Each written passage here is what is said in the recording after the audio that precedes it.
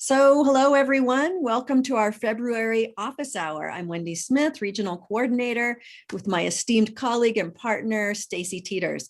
Our topic today is Leading the Way, Classified Professionals Advancing Guided Pathways. We believe that colleges learn best from each other, and our office hours are a monthly cross-pollination lounge, which we hope will lead to fruitful collaboration. These sessions are recorded and posted to our YouTube channel. Our guests today are a couple of rock stars from my home college, San Diego Mesa. They are Claudia Estrada-Howell, Transfer Center Supervisor, and Charlie Liu, Classified Senate President and Technical Analyst. In addition to the specialized roles they serve on campus,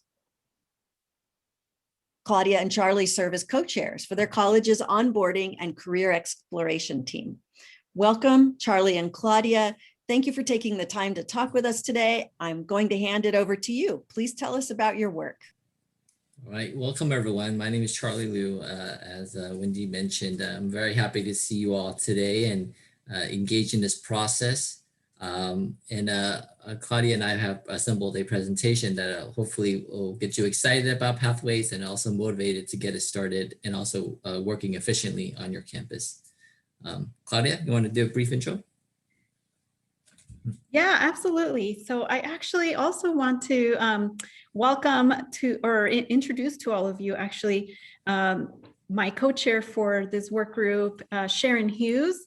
She's not presenting with Charlie and I today because she does have to run off to a class, but she is here and she helped tremendously with our presentation today. Sharon is a faculty representative for our work group. And again, she co-chairs with me this work group. And my name is Claudia Estrada. I am, as Wendy mentioned, the supervisor at Mesa College for the Transfer Center, Career Center, and Evaluations. And we're really excited to share with you sort of the way our work group kind of came about, its makeup, and how we stay motivated and sort of work with each other and make progress with this work. All right, so without further ado, we'll go ahead and start our slideshow. So here's our agenda today. We just want to give you a quick overview of who we are, Mesa College, and then a little bit of an insight of our Mesa Pathways Committee, as well as the structure of our actual work group, our onboarding and career exploration work group. And then we're going to give you some great strategies on how to keep your team and your work centered and focused with our 90-day planning, a work plan. We are part of a 4-college district that includes Mesa Community College, City, Miramar, and also continuing ed. We have close to about 30,000 students within our district, but if you look at Mesa, we have a good percentage of that, about 20,000 overall. Actually, I'm sorry, 36,000, a little bit over 36,000 for our district, and then 20,000 of those students belong to Mesa College as of fall of 2019. On that note, Mesa Pathways is part of, they are the leadership group over our Pathways program. Within Mesa College Pathways are 4 work groups. We have our guided majors in mapping, our proactive and integrated resources and support, our pathways communications, and of course, the work group that Claudia I will be going to further detail today, our onboarding and career exploration. And then Claudia, you had one more work group we wanted to share, right? Yes. So this structure that you're seeing here on this slide is actually the makeup of Mesa Pathways when we started this journey. A little over, gosh, is it 2 years already? A little over 2 years, I think. And so there were these 4 work groups that were doing some of the work. Recently, we have added, or Mesa has added, an additional work group called the Continuing Education Work Group. And then we're also on the cusp of an additional area on professional learning, because we know that all of this work, to some extent, requires professional learning, and that branches out, not just to the classified professionals, faculty, and our students. So that is something we're also working on, but this is the structure that was in place when our work group called Onboarding and Career Exploration got started. Okay, and so our work group, we want to talk to you today, obviously, about our work. With that, we want to really dive a little bit into some of the structure. I want to talk about the very specific outreach that we did in the membership of our work group, because we were very, I don't want to say strategic, but we were very specific in the work. And the reason we were very specific is because at every campus, I believe that when you first hear, the words guided pathways, it's very, at the very onset, it could become a lot. It could become a whole new thing. You don't know a lot about it. You just hear that the whole campus is going to be on board with this, and you want to learn. So what we really wanted to be very specific about is acknowledging that there's a lot of this work already happening, right? That the need to reinvent the wheel isn't necessarily always the right thing, right? A lot of times it's looking at what has been happening that is representative of the framework in guided pathways and sort of supporting that, lifting it forward, and its people and those that do a lot of the work. So we are very specific in the makeup of our group in bringing in folks that were familiar with what we wanted to do, had a lot of knowledge, and had a lot of excitement surrounding, trying to make these areas improved for our students. So what we did is we started as a broader work group called Onboarding and Career Exploration. We initially had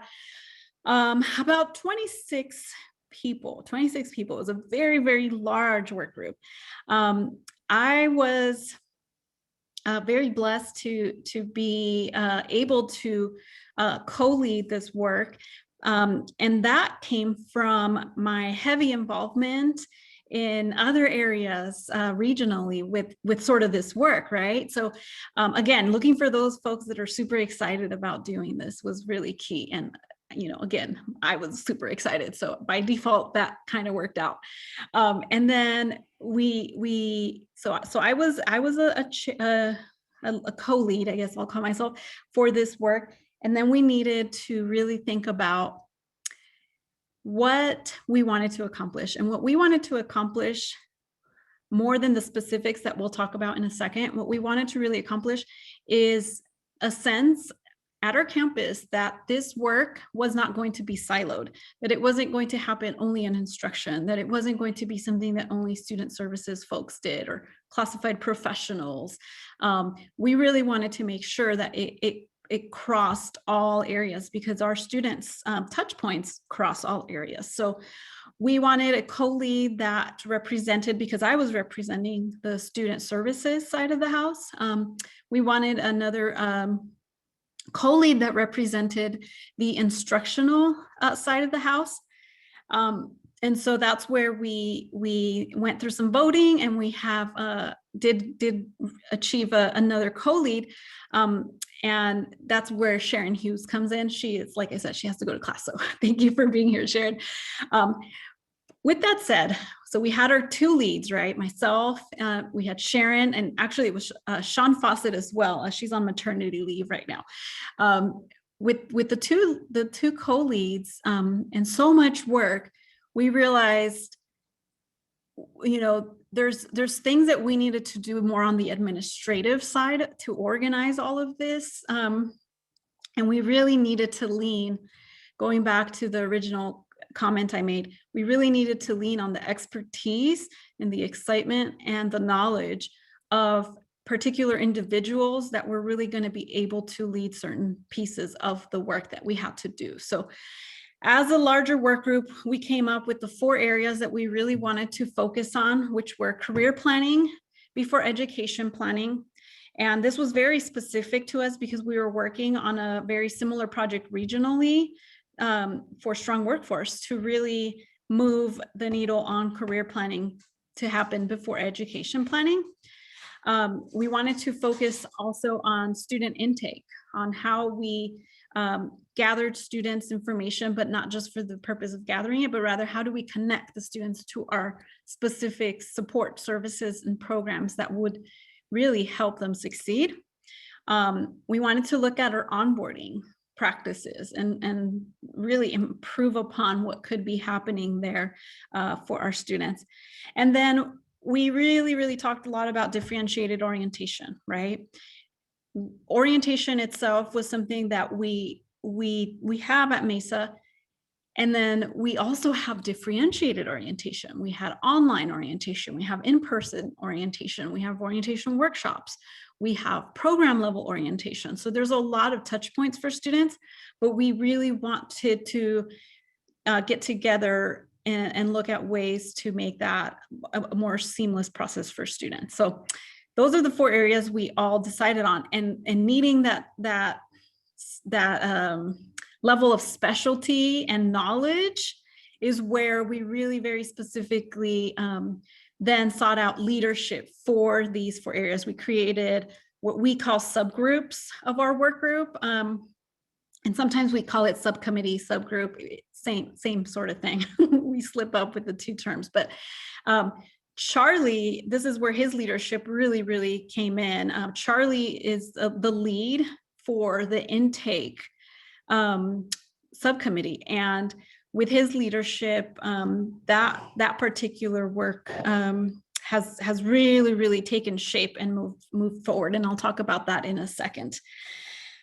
So again, overall, the role that we were looking at was to really look at these 4 areas to make improvements for our campus in these areas with that expertise, with very specifically wanting it to be a mixture of our faculty, our classified professionals, and we actually even have administrators on board as well. And folks from our admin department. So for the first area, for our outreach area, our onboarding, this is led by Carla Trutna.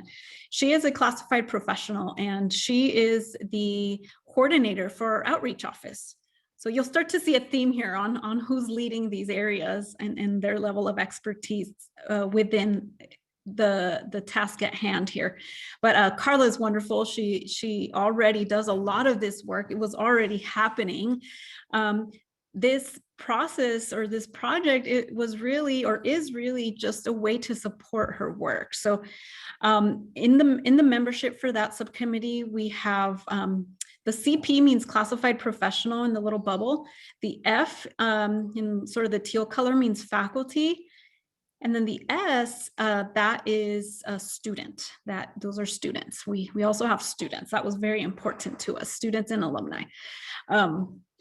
So for her group, again, you'll see the goals there. We're gonna share this PowerPoint with all of you. So I'm not gonna read all of this text just to move things along, but definitely we try to make their goals SMART goals because it just makes it a lot more targeted. We really try to get all of the subcommittees to create SMART goals. So here we have intake, Charlie Liu. Charlie, I'm gonna maybe let you talk about this one. Sure. Our goal, as you saw earlier in the slideshow, we use kind of the icon of gears. And this is intentional because within, as you see, within each one of these work groups, our projects are very different. Even though we are under the same, I guess, heading, each of our projects are very different. So we are working at a very different pace and different focus. So on that note, this particular work group that I'm leading is how do we improve our intake process? We were fortunate enough that at Mesa College, we developed a tool called Mesa Journeys, and I'll drop it in the chat later. But basically, it's a quick survey that students can take. And based on that survey, the tool will recommend to them student service programs or departments that they can go to get more information and get more assistance. So we're looking at this tool, which we have already, which is great. But we went one step further, and that's what Guided Pathways is all about. It's what can we do better, examining what we can improve. So we looked at this tool and we actually did a survey. We had over 300 students participate in the survey. And based on that survey, we have developed, we're currently in the process of making improvements to the tool, as well as linking it to, as one of our highlights down here, we're implementing an email marketing software so that we can continue to keep students in the loop of all the different programs and services that we offer at Mesa. Yes. And then here we have our orientation subcommittee led by Agustin Rivera, who is the supervisor for our cruise program and in charge of all of our peer navigators, which are student mentors. It's not called an orientation per se, but it essentially is our largest orientation. We serve almost 1,000 students every semester. I'm sorry, not every semester, in the summer. And then we have a winter cruise as well. And then Leticia Diaz has joined the lead of that group. And she is the director of our EOPS office. So really, really a good mix there. And then you see the rest of the membership. We have Victoria Hernandez, who is the supervisor for our veterans office. We have some faculty and then administrators. We also have administrators that are part of our work. So our next one is the career planning before ed planning, or what we're now calling career exploration, because the other piece is a handful or a mouthful. So the career exploration piece, we have expertise from 2 faculty members. We have Leroy Johnson, who is our counseling chair. He's our counseling chair. And then Raquel Sojourner is a career counselor. And then Alicia Lopez is a classified professional, and she is classified professional at the Career Center. So again, the expertise is there, and they're doing a phenomenal job leading this work. Membership is very, very open. We just added 2 students to this group as well, because Mesa, let me stop for a second and talk about our fellows. Mesa Pathways has also just begun a program called Mesa Fellows, which are a group of students that we've decided to put an investment to. So they're paid positions, and they serve in various work groups. So we take their expertise as students and we bring them into the conversation and really carry their voice through the work. So we ran out of space in this slide, clearly. But yeah, no, they're new. They just started, I think, 1 meeting ago. So yeah, and I just want to add on to what Claudia said about our Mesa Fellows. It's important to not only inviting the students to the table, but also inviting them to speak, right? I can only imagine how intimidating it is for them to attend these meetings. But we were very intentional of actually, taking the opportunity to ask for their opinion, to ask for their feedback, which was, I have to say, contribute to some of the success in our work group so far. yes. Okay, so a lot, again, I'm not going to read all that text. There was a lot there. You may be at this point of the presentation wondering, well, that's a lot. Like, how do you all organize all of that, keep track of all of that, keep those wheels turning? Because as you saw in each slide, we had highlights of our progress. And that's because we really, really have made progress. There's been a lot done throughout the time that we have spent doing this work.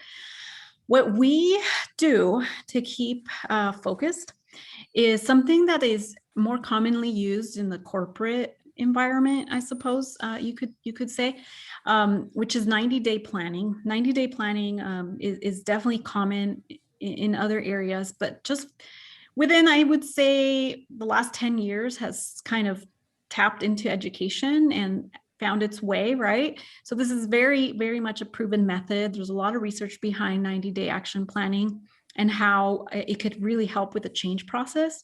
Because as we know, Guided Pathways is a change for many. So what we do is we have all of the 4 subcommittees create 90-day action plans. And at every meeting point with their group, so we meet the first Thursday and the third Thursday of the month. The meetings are an hour and a half, but only 30 minutes of that are updates that Sharon and I provide the group, and we do roundtable to hear any new things happening within the 4 subgroups or subcommittees. And then the rest of the time, they all go into breakouts so that they could do the work. So it's already embedded within the time frame that we allow, which is super helpful for our classified professionals and our faculty, of course, because we all know that, you know, once you go back to your desks, then, you know, you have 500 other things that you get distracted with that you have to do. So that has been really helpful. And so having these plans, really talking to them about the idea of their SMART goals, meaning a SMART goal is there to keep you moving along in that timeline, but also there to be adjusted. We are not strictlets, you know, we're not going to say it has to be this way and that's the only way. If we fail at something, that's okay. We have this section called potential and major adjustments. What do we need to adjust and pivot and move forward on? What lessons did we learn? Like, we always can even learn from, you know, failures. I love failing. So to me, that's where you learn a lot. And our groups have been awesome at saying, you know what, we tried this and it's not what we thought we were going to get. We're going to pivot and do something else. But how we gather, oh, go ahead, Charlie. Yeah, I just want to add, this 90-day action plan was a game changer for us, because we're in many committees that I worked in, it's always long-term goal. We always focus on the big, you know, dinosaur or the big shark, whatever metaphor you want to use. And you tend to lose track of the overall goal, right?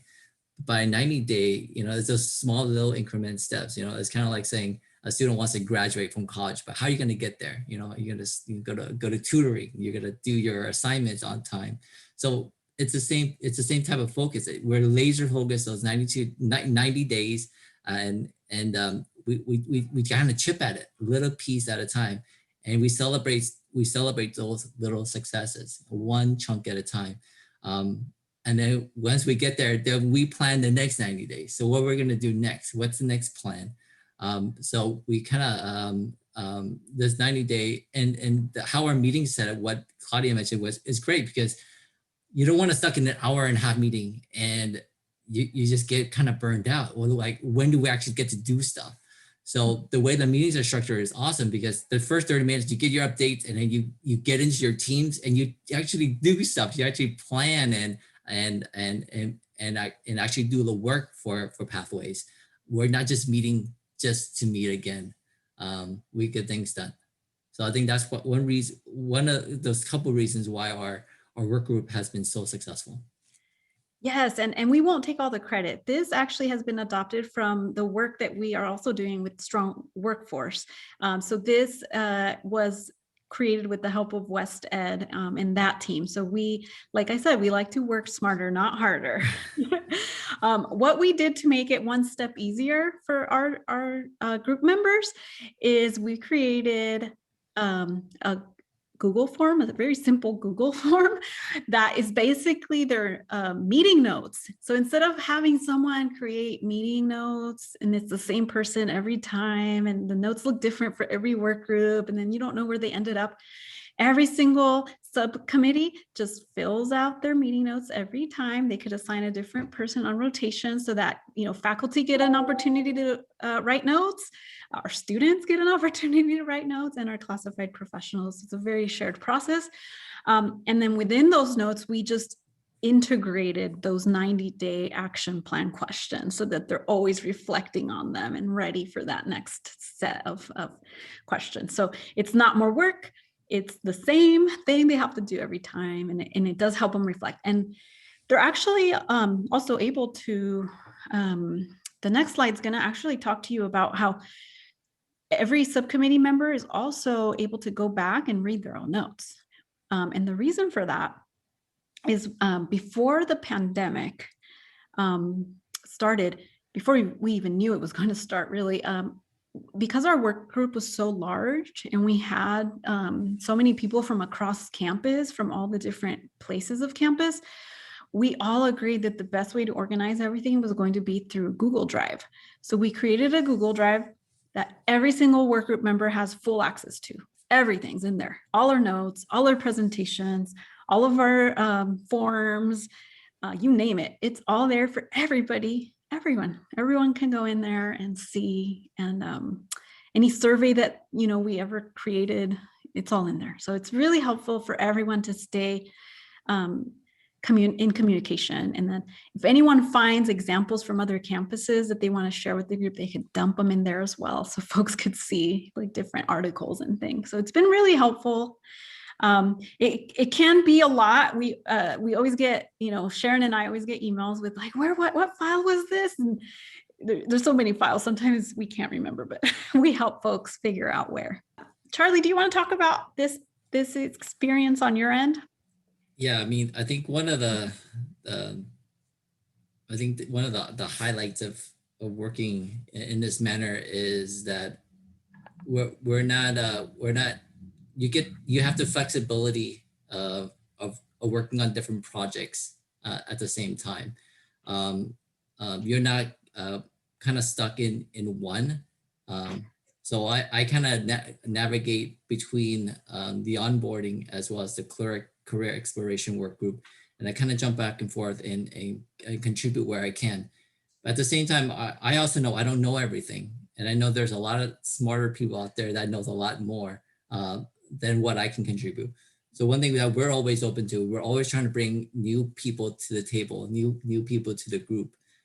We tell them they don't have to commit. We just need we need to pick their brain for a little bit. Just stop by our meeting, let us pick your brain a little bit, and then you could be off on your way. But most of the time they end up staying because they just love the dynamic and the community that we're able to build. And then as you can see, we're just growing in our membership, and it's been very exciting. Yeah, so this really concludes all of the presentation slides, I guess, that we had for you all, but we are going to welcome questions if you all have any questions or anything you'd like to pick our brain on.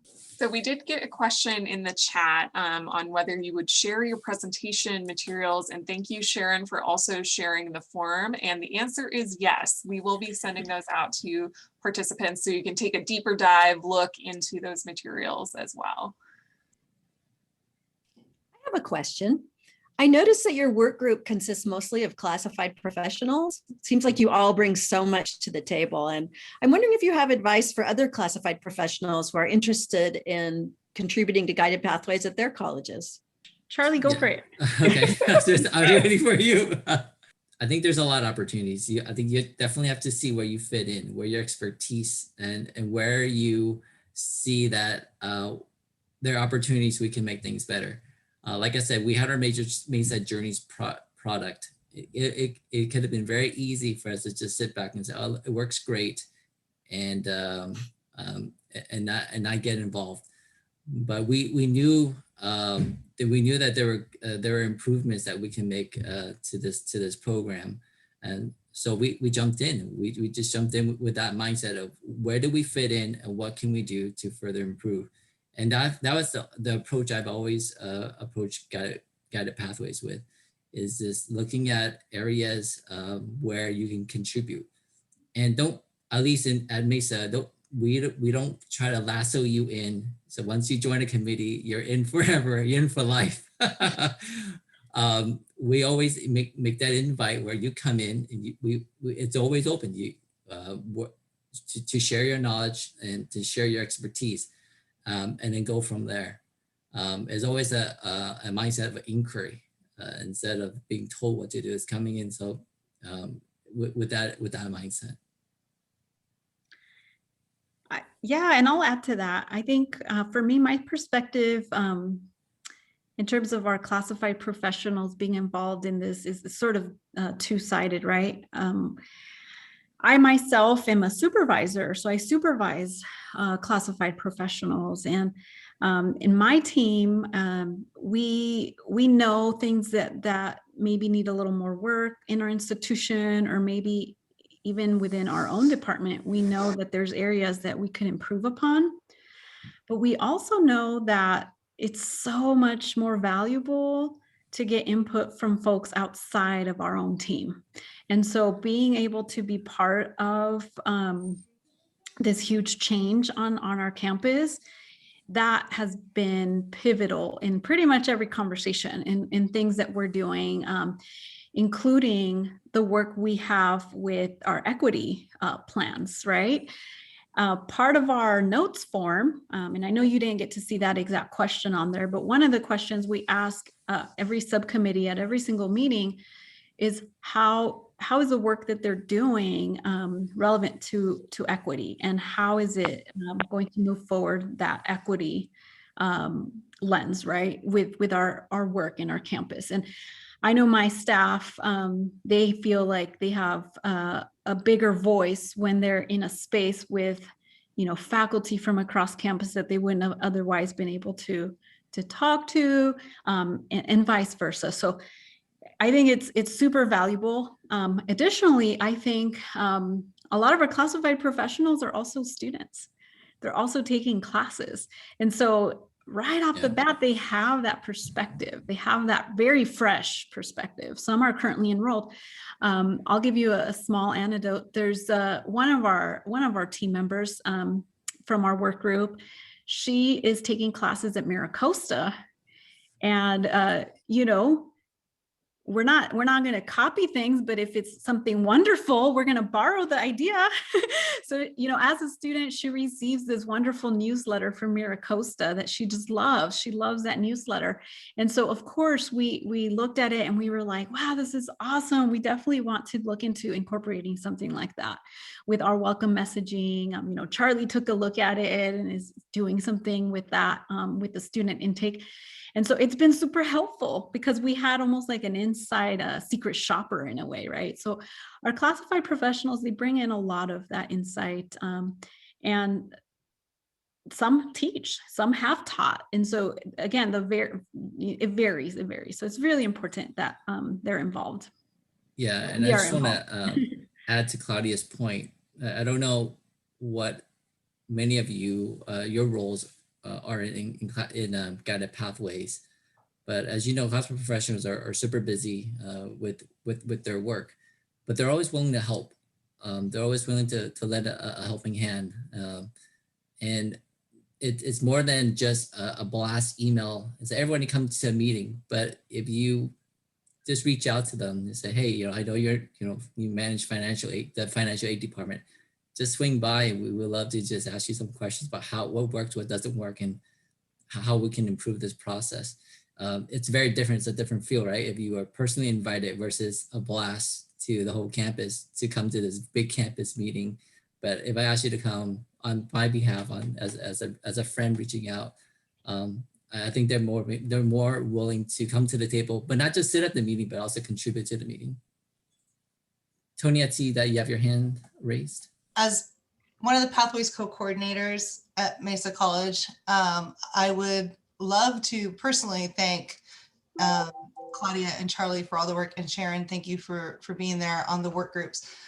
I think when you talk about the getting classified professionals involved, and I'll put students in the same context, on a lot of campuses that I have visited or talked to, it's in the culture to forget those two groups. And not necessarily intentionally, it's just, they're too busy, or there's a culture that the supervisors won't let them out to go to meetings, or so Mesa just has a culture of, especially with Pathways, of all hands on deck. There was an understanding from the beginning that there was no way any of this was happening without every single voice possible, including the community voice. We've done community forums and votes and stuff. So it takes like Charlie was saying, it takes an intentionality, not only on the classified professionals to say, hey, I'm here and I have something to say, because you do, but it also takes an intentionality on the leadership to go and say, you have something to say and we want to hear it. And so, and again, I don't know what the positions that are in the room in general. But when we talk about including that voice, it's got to be intentional. It has to be an invitation to the room. Charlie, you nailed it. It has to be an invitation to the room. It has to be, like Claudia said, it has to be your expertise is needed. But it also has to be, and your supervisor needs to let you go. You know what I mean? This is the overall culture. So there's a lot to be said about the Mesa culture in general, valuing and validating those voices, including student voice. And so, you know, it's always, that's some of the hardest humps to get over when you're talking about being able to include classified professionals and student voice. I just want to add that in and just reiterate that I appreciate the voices that are in here. Thank you, Great. Tony. Thanks, Tony. Yeah, and I'll just add one more little thing to that. In terms of motivating our work group and what keeps them going, and Charlie spoke about this a little bit, but I think for us, in terms of our classified professionals being motivated, is they see work happening. They see the product of their time, right? Because it is difficult for them to get out to too many meetings or to leave the phones or whatever the case may be at different departments. So for them, it's so valuable if they do leave their office behind to go to a meeting where they can come back and say, wow, you know, we did this and we did that, and it's accomplished. So that is something that we're going to give you all as advice, that if you're working on how do you get more classified professionals involved in the guided pathways work, is to really, truly invest them in things that are tangible, that you're able to truly make an active change with, right? Even if it doesn't work at first, but as long as they can see progress, that is really motivating. Any other questions? I have a question. Yeah. Go ahead. Thanks for the presentation. It's really cool to see classified taking these leadership roles. It's always great to see. I'm at Grossmont, and I'm part of the Guided Pathways advisory group that we have. It is pretty new. That we had a couple meetings last semester. We have one this week. And it's a good mix in that group, like students, a couple classified, only a couple, and faculty and some admin. So since we don't have like these like subcommittees and kind of things that it's a little different structure. So I'm thinking, as I'm part of this committee mainly for my role on campus, but I'm also classified, and how can I involve like other classified, or at least get their voice? And so I want to be a good representative. So I'm part of, I'm really active with Classified Senate. So I'm thinking how like that relationship works, how you recommend I kind of, I don't know, share that information, like what's going on, if you have experience with that, you know? Yeah, let me jump in. I'm excited to share this.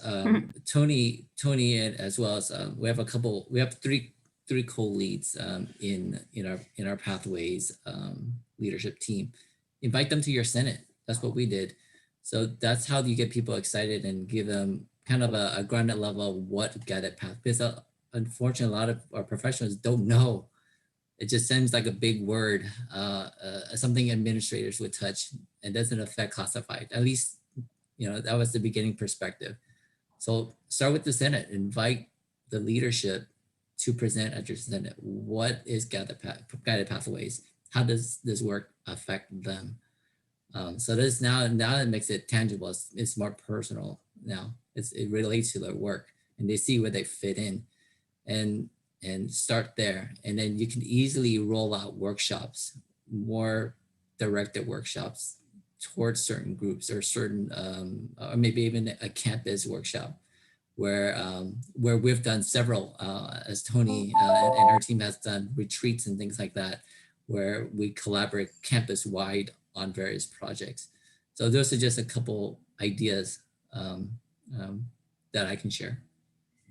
Additionally, our Mesa Pathways work, we have a communication plan, but then also our work group, our onboarding and career exploration work group, we have a communication plan. And that communication plan actually gives folks like Charlie, who is our classified Senate president, coincidentally, the opportunity to be in our work group, the classified Senate rep for our work group. So he gives updates, any relevant updates that need to get to classified Senate about our work group to his constituents. We have Sharon, who happens to attend Academic Senate, so she gives updates there when there's something that they need to know about. And so it's really important. Communication is super, super important, Sade. So I think you mentioned that's really important that you're saying that how do you get the messages across? It's so important to be like almost a road show. In the beginning, that's how it feels. It feels like you're a little road show and you're saying the same thing over and over again to many groups, but it catches on eventually. Thank you for that. No, that's a good, all good ideas I'm going to take back. We already do something similar in our Senate where those who are part of committees, have their rotation of sharing. So I'm definitely familiar with that process. So I'm going to seek to add this to the list. Another thing, Sade, and I'm not sure, or I don't remember if you got to tune in for our December office hour, or some colleges around the state are also making sure to have a classified professional as a co-leader for their guided pathways work. So to kind of tie in, also help to make sure that classified professionals are not only being represented, but included and empowered in the decision-making process as well. So that's potentially something to kind of reference or give as a suggestion as well, either for the main leadership groups or for work groups that might stem out of that work as well. Thank you so much. I think we have time for maybe one more question. Yeah, any other questions? Or just people who want to also share engagement strategies that are going on at your colleges too. I know we have some great leads in here and some folks at different campuses as well. Just curious, what are folks doing to engage with you, or what are you doing to engage with others in this work? I have a question. I really love your 90-day plan with the flexibility embedded into it. It's not like you make a 90-day plan and then you have to stick to that, right? Like not like some I've seen where it's like, if it's not in the plan, you can't do it. And you mentioned the help of West Ed and Strong Workforce. Can you tell us more about that? Absolutely. So I'm involved with our regional Strong Workforce or Workforce Development Council, I should say. And they have been super supportive to all of the colleges in moving this specific work when it comes to helping with differentiated orientation, with career planning for students, and with student intake. So it just was such a perfect fit because we had already begun working with West Ed through and the region and all the other campuses to try to figure out how were we going to, in collaboration with Guided Pathways, help improve our students' experiences within those areas. So that project began for me a little bit before our Mesa Pathways work group had been created. So it was sort of really good timing. It was through the support. I want to say it was Tony that really knew about the work, and when she became a co-coordinator, helped to create a new work group, which was our onboarding and career exploration work group, which basically mirrored what efforts we were already working on for the region at our campus. And it also has been super helpful, I will say. Bye, Sharon. It also has been super helpful because we've also had regional resources. So another thing that has helped our classified professionals, but it's not a must, but it has helped, And then not just the classified professionals, also our faculty and our students, is to see the amount of support that we put into the work that we're doing. So because we've had access to resources in addition to our guided pathways resources, we've been able to hire hourly support for a particular project if we needed it. We've been able to hire faculty to do some research if we needed that to happen off on the side. So we have definitely been able to enhance some of the work that we're doing through that resource, which we could definitely do without the resources. We all know how to do without resources, but we'd rather put them to good use, of course. But if you don't have resources at your campus, like any grants that you're working with or your guided pathways funding isn't available to you, or your work that you're doing, don't let that get you down, right? The 90-day action plans, those work whether you have resources or not. It's part of the change process, is just seeing what works, what doesn't work, and moving forward. Thank you, Claudia. I think we actually might have time for one more question or thought that someone has, if they would like to reflect on anything. Actually, I do have a quick question, and I know that this is just starting.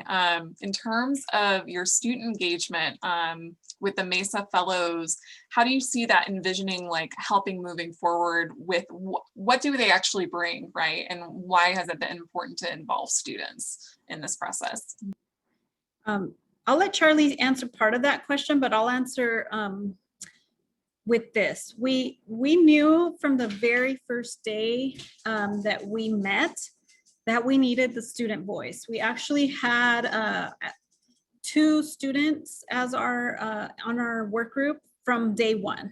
One of them was a peer navigator and the other one was a career peer ambassador. So both worked on our campus. They were campus employees, but also students. They were students, active students. So we knew from the moment we started the work group that the student voice was so vital, because we don't know what we don't know, right? You had to have a student that kind of has gone through or is going through some of your processes to better understand them from that standpoint. And with the fellows, and again, I know Charlie has some insight here, but with the fellows, we're really excited because they are able to focus on this work. That's like their primary role. And so that will be a really excellent perspective as well. Yeah, for us, the fellows just offer a unique perspective that we sometimes take advantage of or fail to see. Is the student insight. So it's always great when we are able to kind of bounce off ideas and have a student insight. Sometimes when we think about marketing, it's the traditional, let's send them an email, let's do this, but they're on social media. They're giving that insight, do it this way. Or at times, some of our students, I know, have moved on to 4-year institutions. So they're sharing insight with us what 4-year institutions are also doing. So it's that additional input that's always valuable. I'm just thinking of Helen Ma, Claudia. Yes. Oh, and we use the student voice, just like Charlie mentioned. We use the student voice even outside of our group because, for example, Charlie's group rolled out a survey, just as he mentioned, to find out how did they want to be communicated.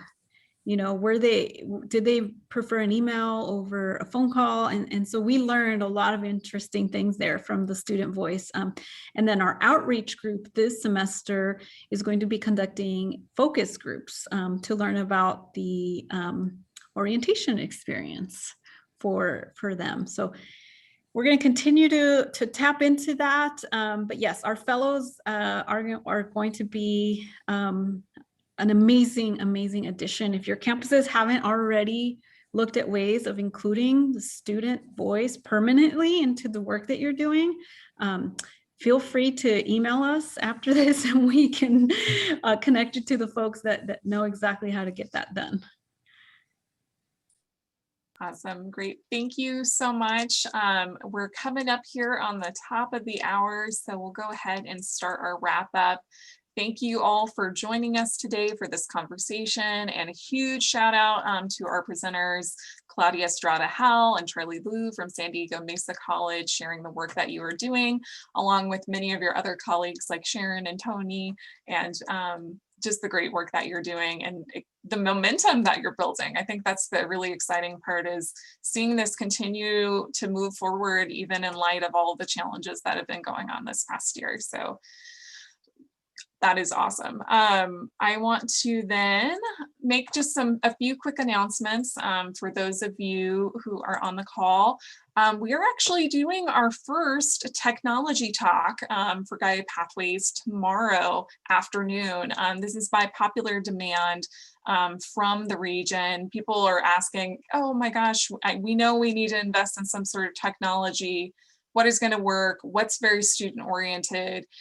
We're going to be joined tomorrow by Michelle Stricker, who is going to kind of talk first even about what are things to look for and to consider when doing these large, massive scale technology implementations, and then also bringing in some expertise regarding hops and starfish from her previous knowledge of the campus that she used to work at. So please register for that. We also have the Chancellor's Office bi-weekly webinars are coming up tomorrow morning. So make sure to get connected with those. Those are great system-wide conversations and dialogue about big issues, big topics that are facing all of our colleges, like the call to action, competency-based education. We were talking about this a little bit earlier before this call, and many other things that are very relevant and are good to kind of check in with. So get connected with that. In terms of other resources that we have in our region that we'd like to make sure you know about. So thank you for joining our first session of spring 2021 today. We have more coming up. So you'll probably be getting reminders about these interesting topics that are coming up, and hope you can join us for those future conversations. Registration is also in the chat for that as well, in case you want to share with colleagues. And then I will hand it over to Margaret here for a second. Hello, I'm Margaret. I'm an assistant for the San Diego Imperial Guide Pathways team. As a reminder, we also have a San Diego Imperial Guide Pathways events calendar and a YouTube page where I will post the videos and recordings of our events. Please check it out, and I will add the links in the chat as well. Yes, and if you are especially interested in today's topic around classified professionals and guide pathways, highly suggest you check out December 2020's recording on classified professionals, leadership, and guided pathways, featuring a team from Cosumnes River College who's really done a great job of engaging classified professionals and making sure that they also serve in leadership roles and positions at their campus. Lastly, big thing, we would love to keep you involved and keep you aware of all of our upcoming events. We do have a listserv, and we do make announcements and share resources on that as well. So we hope you can get connected. That is also going to be dropped in the chat as well. So I will hand it over to Wendy. Thank you all for coming. We hope this discussion helps you and your college continue your equity work. We're grateful to work with amazing colleagues like Charlie and Claudia and all of you. Please be well. Thank you and goodbye. Thank you, everyone.